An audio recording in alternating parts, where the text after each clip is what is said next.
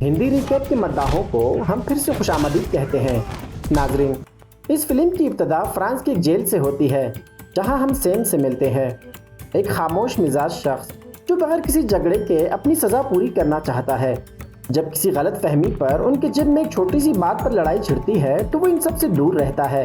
اپنے سیل میں واپس آ کر کوچ اسے اپنے حوصلے اور برداشت پر مبارکباد دیتا ہے اور پر اعتماد ہے کہ باقی قیدیوں کے برعکس سیم کو باہر ایک نئی زندگی کا موقع ضرور ملے گا، اور کوچ کی بات غلط نہیں نکلتی۔ کچھ ہی عرصے بعد ہم دیکھتے ہیں کہ سیم کو پے رول پر رہا کر دیا جاتا ہے۔ اپنی زندگی کی نئی شروعات کا موقع اس کے ہاتھ میں ہے، لیکن اس کا مطلب یہ نہیں کہ ماضی اس کا پیچھا چھوڑ دے گا، بلکہ اس کے برعکس ہوتا ہے۔ جلد ہی اسے فارات کے آدمیوں نے گھیر لیا جو کہ اس کا سابقہ باس ہے۔ سیم اپنی قسم پر قائم رہتا ہے اور دوبارہ فارات کے لیے کام کرنے سے انکار کر دیتا ہے، چاہے یہ فیصلہ اس کے لیے کتنی ہی خطرناک نہ ہو۔ وہ اپنی نئی زندگی شروع کرنا چاہتا ہے۔ پیرول آفیسر کی مدد سے اسے نہ صرف رہنے کی جگہ ملتی ہے بلکہ مزدوری کے طور پر نوکری بھی مل جاتی ہے۔ ایک دن بارش والے دن سیم دیکھتا ہے کہ کنکریٹ مکسچر اس کے ساتھی عیسیٰ پر گرنے والا ہے۔ وہ فوراً حرکت میں آتا ہے اور عیسیٰ کو اس کی مصیبت سے بچا لیتا ہے۔ اس واقعے کے بعد عیسیٰ اس کا شکریہ ادا کرتا ہے اور اعتراف کرتا ہے اگر سیم وقت پر نہ آتا تو اس کی ٹانگ کی حالت بہت خراب ہو جاتی۔ اسی دن کے اختتام پر سیم کو فورمین کی طرف سے خوشخبری ملتی ہے۔ اگر وہ اپنی پروبیشن مکمل کر لیتا ہے تو اسے مستقل معاہدے کے تحت نوکری مل جائے گی۔ سیم خوشی خوشی گھر لوٹتا ہے، لیکن اس کی خوشی زیادہ دیر تک نہیں رہتی جب وہ فارات کے آدمی کو آتے ہوئے دیکھتا ہے۔ اس بار ان کی تعداد زیادہ ہے۔ وہ بات کر اسی عمارت میں چھپ جاتا ہے جہاں وہ کام کرتا ہے۔ بدقسمتی سے ان میں سے ایک گنڈا پہلے ہی وہاں اس کا منتظر ہوتا ہے۔ جب وہ اپنی دفاع کرنے لگتا ہے تو ایک شخص قتل ہو جاتا ہے۔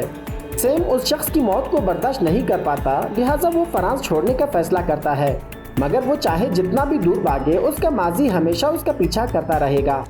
اب دکھایا جاتا ہے کہ ان واقعات کے 5 سال بعد سیم تھائی لینڈ کے ایک پرامن ماہی گیر گاؤں بینک میں زندگی گزار رہا ہے۔ فرانس کی پرانی اور کھدری گلیاں اب ماضی کا حصہ بن چکی ہیں۔ اب وہ روز پانی میں اتر کر اپنی فیملی کے لیے روزی کماتا ہے۔ جی ہاں، اب وہ ایک فیملی شخص بن چکا ہے۔ اس کی فیملی میں اس کی بیوی میاں اور اس کی بیٹی ڈارا تھائی لینڈ کی طرف سے ملنے والی سب سے خوبصورت تحفہ ہے، اور سب سے اچھی بات یہ ہے کہ ایک بچہ بھی آنے والا ہے۔ وہ یہاں سکون کی تلاش میں آیا تھا اور اسے محبت مل گئی۔ زندگی سے اور کیا مانگ سکتا ہے؟ اگرچہ وہ گاؤں میں محنت کرتا ہے مگر صرف ماہی گیری سے خاندان کا گزارا نہیں ہوتا، اس لیے وہ دن میں ایک ایئرپورٹ پر سامان اٹھانے کا کام کرتا ہے اور اس کی بیوی ایک ریسٹورانٹ بار چلاتی ہے۔ پھر بھی یہ کافی نہیں۔ سیم کی اصل کمائی ایک ایسی جگہ سے ہوتی ہے جس پر اسے فخر نہیں، ایک باکسنگ رنگ۔ ایک ایسا شخص جو تشدد کو ناپسند کرتا ہے۔ وہ مکے مارنے میں غیر معمولی مہارت رکھتا ہے۔ اس میں کچھ حصہ اس کے تجربہ کار ٹرینر ہینس کا بھی ہے جو ہمیشہ وقت پر درست مشورہ دیتا ہے۔ تماشائیوں میں وہ سومبات کو پہچانتا ہے جو میاں کا باس اور خاندانی دوست بھی ہے۔ اگرچہ کوئی شخص جو تمہارے خلاف شرط لگائے اسے دوست کہنا مشکل ہے۔ اگلی فائٹ میں سیم کو اپنی سب سے بڑے شرط لگانے والے سے حکم ملتا ہے کہ وہ آخر راؤنڈ میں جیتے، مگر جب وہ دیکھتا ہے کہ سومبات اپنی جیت کے بارے میں فکر مند ہے تو سیم کے پاس کوئی چارہ نہیں ہوتا۔ اسے جان بوجھ کر یہ فائٹ ہارنا پڑتا ہے، کیونکہ اگر سومبات کا پیسہ ڈوبتا ہے تو اس کی فیملی بھی متاثر ہو سکتی ہے۔ اس فائٹ کے بعد سیم اپنی بیوی اور بیٹی کے ساتھ ساحل پر جاتا ہے۔ دن کے اختتام سے پہلے سیم اور میاں اسی زمین کے لیے روانہ ہوتے ہیں جسے وہ کافی عرصے سے لینا چاہتے تھے۔ میاں ہمیشہ سے اپنا ریسٹورانٹ کھولنے کی خواب دیکھتی آئی ہے۔ جب ایک سرکاری اہلکار اس کی کاغذات چیک کرتا ہے تو معلوم ہوتا ہے کہ میاں تو فرانس سے تعلق رکھتی ہے اور اس نے ڈارا کو ایک ایسے مرد سے پیدا کیا تھا جو اسے فرانس میں چھوڑ گیا تھا۔ اس کے علاوہ اس کے کاغذات مکمل ہیں۔ مسئلہ سیم کے ساتھ شروع ہوتا ہے کیونکہ اس کے پاس اپنے ملک کی شناختی دستاویز نہیں، لہٰذا آفیسر زمین دینے سے انکار کر دیتا ہے۔ جب میاں احتجاج کرتی ہے تو آفیسر اطلاع دیتا ہے کہ ایک نیا خریدار بہتر آفر کے ساتھ سامنے آیا ہے۔ یہ خبر میاں کو بہت مایوس کر دیتی ہے، مگر سیم اسے تسلی دیتا ہے کہ وہ کوئی اور حل نکالیں گے۔ رات کو سیم زومبات کے پاس اس نئی خریدار کی معلومات لینے آتا ہے، ایک آدمی جس کا نام نارنگ ہے۔ کچھ عرصے سے نارنگ نے تقریباً آدھے ساحلی زمین پر قبضہ کر لیا ہے۔ سومبات کہتا ہے کہ وہ بات تو کرے گا مگر کچھ وعدہ نہیں کرتا کیونکہ نارنگ بہت خطرناک آدمی ہے۔ آخرکار سیم کی ملاقات نارنگ اور اس کی رائٹ ہینڈ کیسم سے ہوتی ہے۔ دونوں سیم کی زمین خریدنے کی پیشکش پر ہنستے ہیں اور کہتے ہیں کہ یہ پہلا موقع نہیں کہ کوئی غیر ملکی کسی تھائی عورت کے چکر میں زمین لینے کی کوشش کر رہا ہے۔ مگر جب وہ دیکھتے ہیں کہ سیم سنجیدہ ہے تو نارنگ کہتا ہے جیسے وہ خود بھی اس ملک میں موقع کی تلاش میں آیا تھا، اسے بھی کسی نے موقع دیا تھا، اب اس کی باری ہے۔ سوال یہ ہے کہ سیم اس کے لیے کیا کر سکتا ہے؟ جواب سادہ ہے، اسے بس ایئرپورٹ پر ایک چیز پہنچانی ہے۔ سیم فوراً یہ کام قبول کر لیتا ہے اور اسے ایک بریف کیس دیا جاتا ہے جسے ایئرپورٹ لے جانا ہوتا ہے۔ جیسا کہ اندازہ تھا کہ اس میں منشیات ہیں، نارنگ کی نظروں کے سامنے سیم پر اعتماد ہو کر بریف کیس ایئرپورٹ لے جاتا ہے، مگر اس کا حوصلہ اس وقت ٹوٹتا ہے جب وہ ایک سونگھنے والا کتا دیکھتا ہے۔ وہ بے تحاشا دوڑتا ہے اور ایئرپورٹ سے فرار ہو جاتا ہے اور قریبی جنگل میں چھپ جاتا ہے، یہاں تک کہ محافظ اس کا پیچھا چھوڑ دیتے ہیں۔ گاؤں واپس آ کر وہ کچھ مشتبہ افراد سے ملتا ہے جو واضح طور پر خیر سگالی کے لیے نہیں آئے تھے۔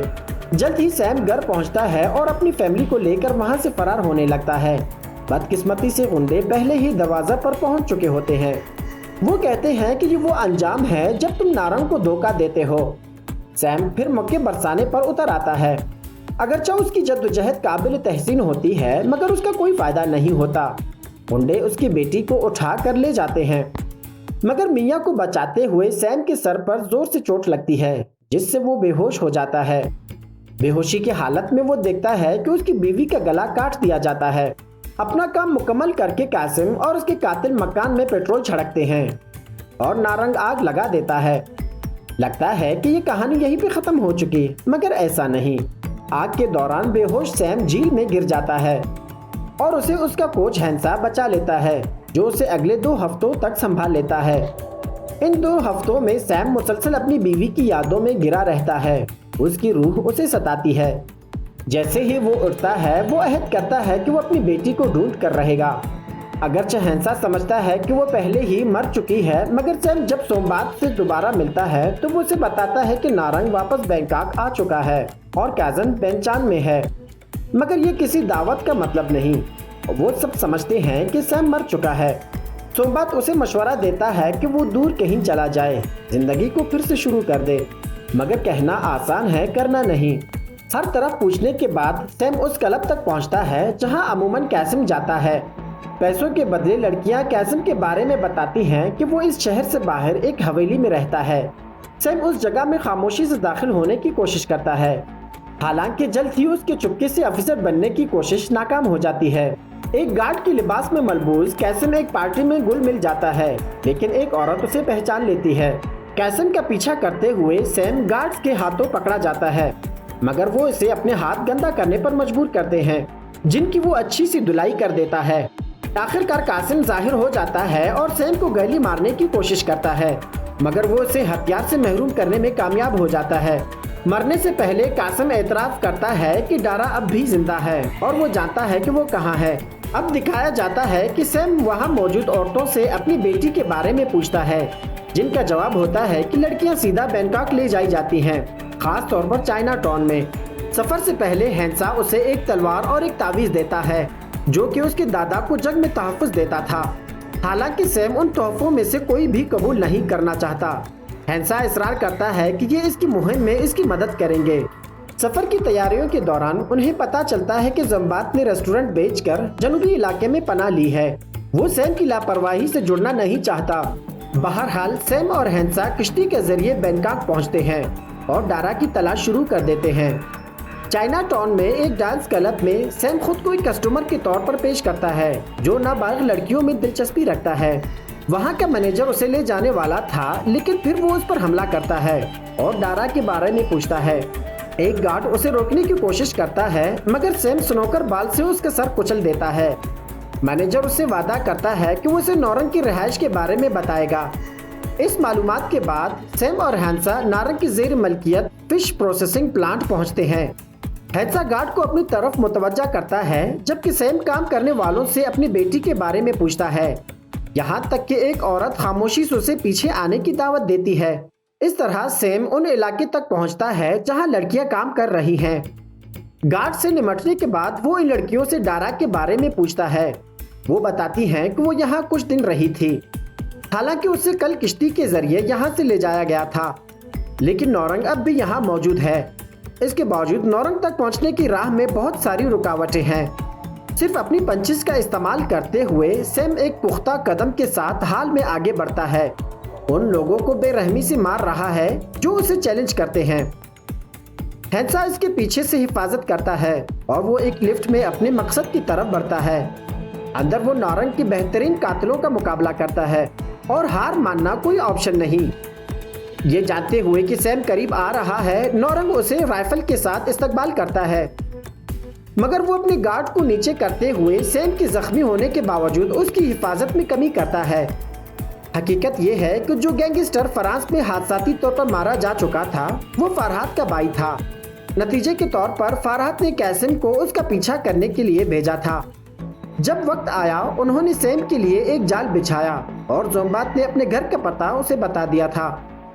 یہ کہہ کر نورنگ سیم کو گلا گھونٹنے کی کوشش کرتا ہے، لیکن سیم وہیں پہ پڑے ایک شیشے کے ٹکڑے سے اسے قتل کر دیتا ہے۔ اب باہر آتے ہوئے سیم بری طرح زخمی حالت میں ہینسا سے ملتا ہے، جو اسے آخری بار دیکھنے کے لیے انتظار کر رہا تھا۔